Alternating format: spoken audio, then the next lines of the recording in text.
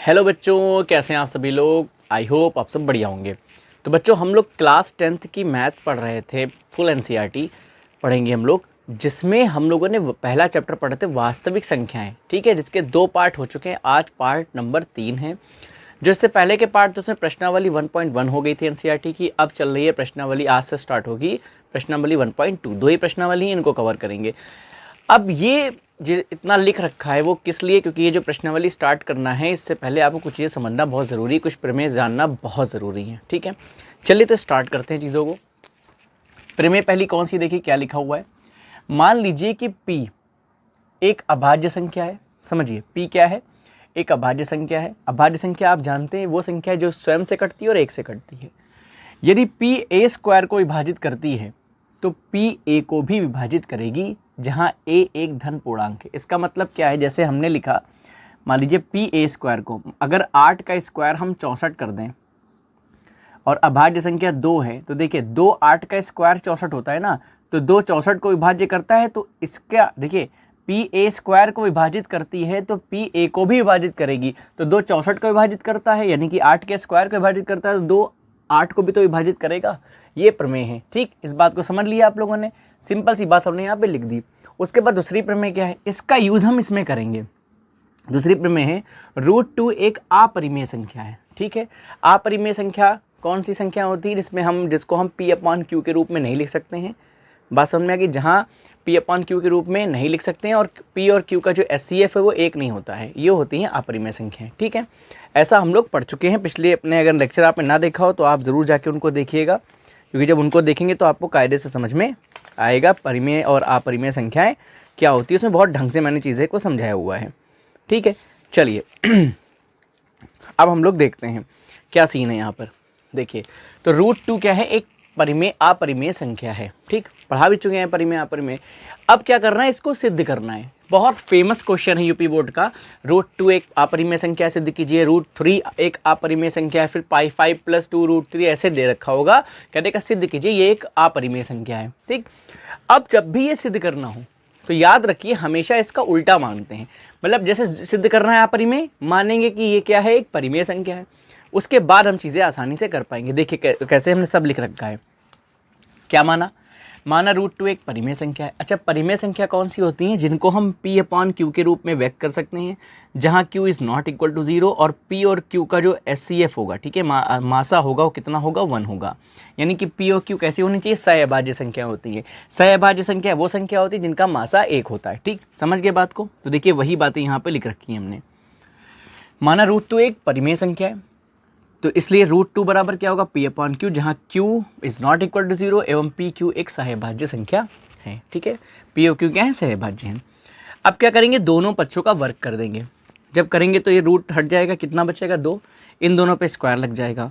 फिर क्या करेंगे, q स्क्वायर को इधर ले आएंगे, 2 को इसके नीचे ले आएंगे, तो q स्क्वायर बराबर हो जाएगा p²/2, समीकरण 1। अब देखिए यहाँ पे 2 एक अभाज्य संख्या है, 2p स्क्वायर को विभाजित करता है तो 2p को भी तो विभाजित करेगा, यहीं से दिख रहा है। तो यहाँ लिखा है चूंकि p स्क्वायर 2 से विभाज्य है, अतः p भी 2 से विभाजित होगा। इसका मतलब p किससे विभाजित होगा, 2 से होगा।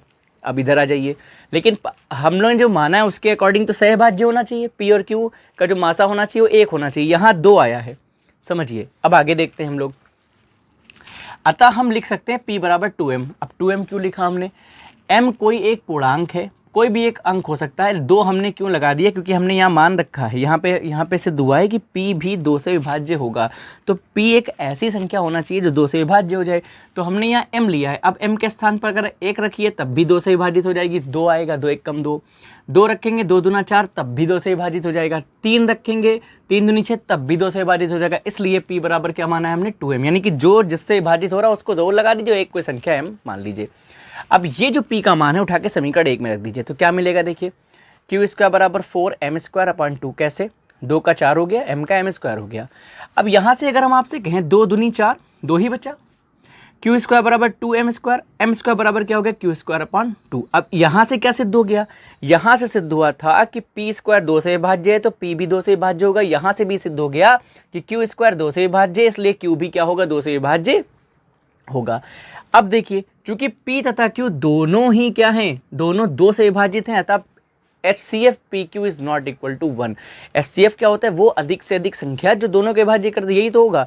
तो देखिए एक हमने अगर ये परिमेय संख्या होती तो ये क्या होना चाहिए? सहभाज्य होना चाहिए, इनका मासा 1 होना चाहिए। लेकिन इससे ऊपर ये देखिए 2 निकल रहा है यहाँ पे मासा, P और Q दोनों 2 से विभाज्य हैं। इसका मतलब ये जो हमने माना था वो गलत माना है। देखिए यहाँ लिखा, अतः हमारी कल्पना गलत है कि √2 एक परिमेय संख्या है। ठीक, हमने जो माना था वो गलत है। अगर हम ना मानते तभी तो ये देखिए लिख के आया है। अगर ये परिमेय संख्या होती तो इनका मासा क्या आना चाहिए था? 1 आना चाहिए, लेकिन आया क्या? 2 आया। तो इसका मतलब हमने गलत ही माना है। जब हमने गलत माना है तो जो लिखा है वो सही है। देखिए एक परिमेय संख्या आता, इससे सिद्ध होता है कि √2 क्या है? एक अपरिमेय संख्या है। ये हो गया इसका आंसर। वीडियो को पॉज करके इसे नोट कर लीजिएगा। अब हम लोग एक दूसरी चीज़ देखते हैं, नेक्स्ट क्वेश्चन, यानी कि √3 एक परिमेय संख्या है। ठीक, नोट कर लिया इसको? चलिए कर लिया होगा। अब देखिए हम यहाँ इसको अब प्रमेय नहीं, इसको क्वेश्चन बना देते हैं। ठीक है, तो ये प्रश्न हो गया और यहाँ पे क्या हो गया? यहाँ पे उत्तर हो गया। ठीक, क्या लिखा है? √2। अब इसको हटा के कितना कर देंगे हम लोग?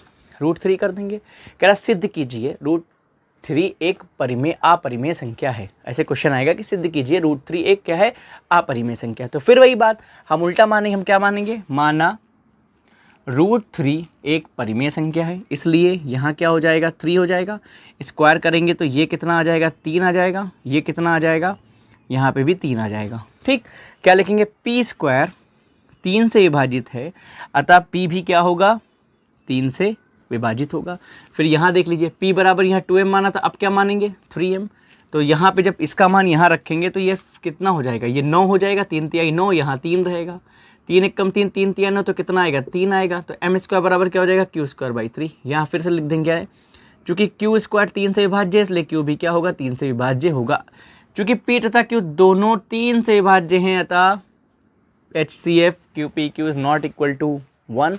अतः हमारी कल्पना गलत है कि √2 एक परिमेय संख्या है। सॉरी, क्या? √3 एक परिमेय संख्या है। इससे सिद्ध होता है कि √3 क्या है? एक अपरिमेय संख्या है। क्लियर हो गया? आसानी से हो गया क्लियर? कोई दिक्कत नहीं, आराम से एक चीज़ हमने समझ ली। दूसरा, अब यहाँ कहते √5 तो वो भी हम कर लेंगे। तो चलिए अब देखते हैं, अब स्टार्ट करते हैं हम लोग प्रश्नावली 1.1। इसको हटा दें यहाँ से। चलिए, इसका काम नहीं है। देखिए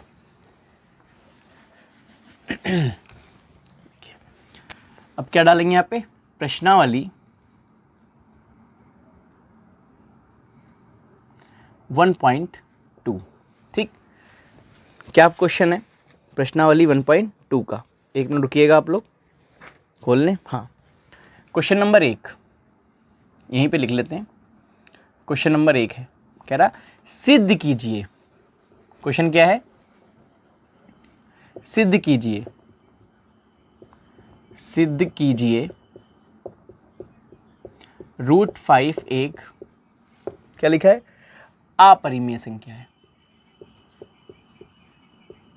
अपरिमेय संख्या है। ठीक, तो कैसे निकालेंगे? अब क्या क्या करेंगे हम लोग? आसानी से लिख लेंगे। देखिए यहाँ कर लेंगे, माना √5 एक परिमेय संख्या है, इसलिए √5 p/q होना चाहिए, है ना। फिर यहाँ पे स्क्वायर करेंगे तो 5 ही रह गया। यहाँ पे क्या आ जाएगा? 5 आ जाएगा। फिर यहाँ पे क्या होगा? 5 होगा। यहाँ पे क्या होगा? 5 होगा। इसकी जगह क्या मानेंगे? 5m मानेंगे। स्क्वायर करेंगे तो ये 25 हो जाएगा, है ना। और यहाँ 5 रहेगा। फिर यहाँ से 5m ही आएगा। फिर यहाँ भी कितना होगा? 5 होगा। फिर ये भी 5, ये भी 5, ये देखिए 5, यहाँ से √5 और यहाँ से भी √5। लीजिए, सिद्ध हो गया कि √5 क्या है? एक अपरिमेय संख्या है। समझ में आया? आसानी से, कोई दिक्कत की बात? ये तो आप खुद ही कर लेते हैं, तो मैंने खाली बस लिखा हुआ था तो मैंने कर दिया।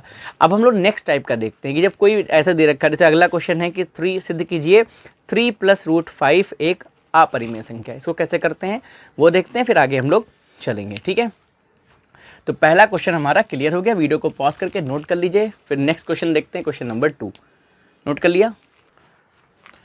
क्वेश्चन नंबर 2 देखिए, कह रहा है सिद्ध कीजिए कि 3 + 2 √5 एक अपरिमेय संख्या है। इस टाइप का क्वेश्चन बड़ा आसान होता है। देखिए कैसे कर सकते हैं हम लोग। देखिए फिर वही बात, हम जिसको सिद्ध करना होता है अपरिमेय, उसको मानते हैं परिमेय। तो यहाँ क्या लिखा है? माना 3 + 2 √5 एक परिमेय संख्या है। अब ये अगर परिमेय है तो ये किसके बराबर होगा, पी अपॉन क्यू के, जहाँ ये बातें पहले बता चुके हैं। अब अगर हम इसको यहीं रोके और 3 को उधर भेजें तो पी अपॉन क्यू माइनस 3 होगा। फिर क्यू के 3 से भाई इसके नीचे आप क्या मान लीजिए, 1 मान लीजिए, तो पी एक कम पी, क्यू 3 क्यू, तो पी माइनस 3 क्यू बटे क्यू एक कम क्यू बनेगा। यहाँ 2√5 है, 2 कहाँ चला जाएगा, नीचे। अब एक चीज़ देखिए, चूँकि पी क्यू 3 ये सब क्या है, एक पूर्णांक है ना भाई, पहले से ही पता है ये क्या है, एक पूर्णांक है। अब अगर ये पूर्णांक हैं तो हम जब इनको सॉल्व करेंगे तो ऊपर कुछ भी आएगा माइनस प्लस में, नीचे कुछ भी आएगा, वो होगा क्या, एक पी अपॉन क्यू के रूप में होगा, मतलब परिमेय संख्या। अगर ये पूर्णांक हैं अतः P minus 3 Q upon 2 Q क्या होगा, एक परिमेय संख्या है।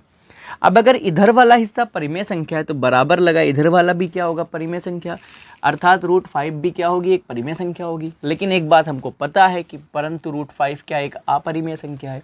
अब ये विरोधाभास क्यों हुआ, क्योंकि हमने गलत कल्पना करी थी, तो यहाँ लिख दिया था हमारी कल्पना गलत है कि 3 + 2√5 एक परिमेय संख्या है। अतः सिद्ध होता है कि 3 + 2√5 क्या है, एक अपरिमेय संख्या है। भाई यहाँ पे परिमेय निकल के आ रहा है ना, लेकिन इधर वाला तो अपरिमेय है। तो यही गलती हमें क्यों हुई, क्योंकि हमने यही गलत माना है, और ये गलत माना ही सही करने के लिए क्वेश्चन को बात समझ में आए। तो ये हो गया आपका क्वेश्चन नंबर 2। अब देखते हैं नेक्स्ट क्वेश्चन, लास्ट क्वेश्चन है क्वेश्चन नंबर 3, जिसके 3 पार्ट हैं। ठीक है, चलिए हटा दे इसको यहाँ से, क्वेश्चन नंबर 3 देखते हैं, हटा दें। क्वेश्चन नंबर 3 देखते हैं, कह रहा सिद्ध कीजिए कि निम्नलिखित संख्याएं अपरिमेय हैं। तो पहला पॉइंट है 1/√2, तो फिर हमने वही किया, माना 1/√2 एक परिमेय संख्या है। अब परिमेय है तो 1/√2 पी अपॉन क्यू के बराबर होगा, जहाँ q is not equal to 0 और पी क्यू क्या है, सहभाज्य है, मासा 1 है। तो हमने क्या करा, यहाँ पे क्यू बराबर क्या होगा, √2p, इनका दोनों पक्षों का वर्ग कर लिया, तो हमें देखिए क्या मिलेगा यहाँ पे, क्यू² बराबर 2p², भाई ये स्क्वायर मिलेगा, ये स्क्वायर, ये रूट हट जाएगा, 2 मिल जाएगा, तो p² बराबर क्या हो गया, q²/2। अब देखिए वही वाली बात फिर से आ गई जो हम पहले पढ़ते चले आ रहे थे, क्या लिखेंगे, चूंकि q² 2 से विभाज्य है, इसलिए q भी क्या होगा, 2 से विभाज्य होगा। बात समझ में आ गया। इसको मानेंगे समीकरण 1, उसके बाद फिर हम वही काम करेंगे, q बराबर क्या मान लेंगे, 2m, यहाँ रखेंगे लाके, जब यहाँ रखेंगे तो फिर क्या मिलेगा हमको, p² बराबर 4m² 2, 2 दूना 4, तो m² इक्वल टू क्या हो जाएगा, p²/2 हो जाएगा, है ना। अब यहाँ से फिर हो गया, चूँकि p² 2 से विभाज्य है तो p भी 2 से विभाज्य होगा, इसका मतलब इनका HCF 1 नहीं है। क्लियर हो गई, जो पहले कर रहे थे। अतः ये कल्पना हमारी गलत है कि 1/√2, ऐसा क्यों हुआ, क्योंकि ये गलत कल्पना मानी थी, इसलिए सिद्ध होता है कि 1/√2 क्या है, एक अपरिमेय संख्या है। तो ये हमने इसलिए नहीं किया क्योंकि ये आपके लिए होमवर्क है। अब आप लोग खुद इसको करके बताइएगा, मुझे कमेंट करके लिख दीजिएगा कि हाँ सर मेरा हो गया है। हम लोग देखते हैं दूसरा पॉइंट। दूसरा पॉइंट क्या है, 7√5, इसको सिद्ध करना है। तो चलिए इसको हटाते हैं यहाँ से, ये आप कर लेंगे मुझे पता है, हटा दें।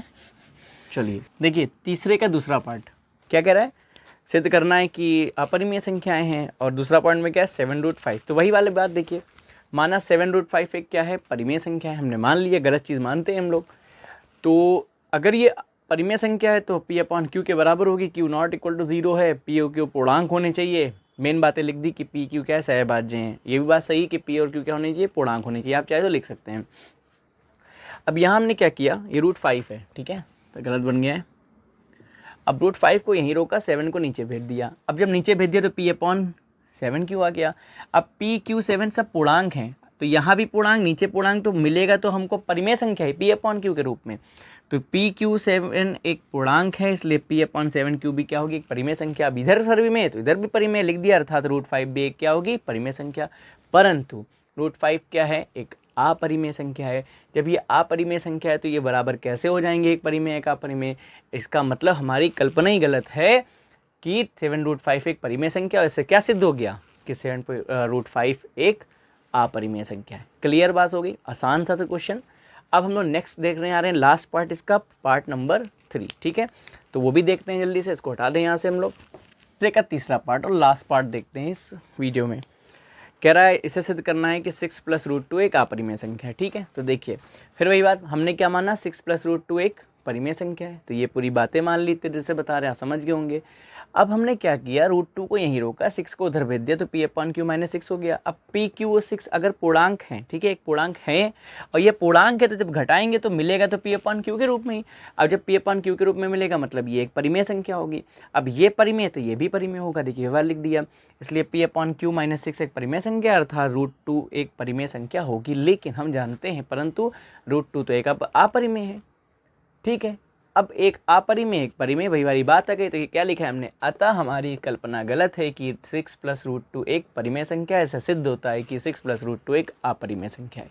क्या बात समझ में आ गई? तो वास्तविक संख्याएं यहाँ से कंप्लीट हुई। इसके बाद यानी कि चैप्टर नंबर 2 अब इसके बाद हम लोग पढ़ेंगे। तो बात समझ में गए। अगला चैप्टर हमारा कौन सा है, बहुपद है, हम उसको पढ़ेंगे। तो ये आपके 3 पार्ट में वास्तविक संख्याएं खत्म हो गई। अगर वीडियो अच्छी लगे तो लाइक कर दिएगा, चैनल को सब्सक्राइब कर दिएगा, अपने दोस्तों में शेयर करिएगा। थैंक यू सो मच, मिलते हैं नेक्स्ट वीडियो में।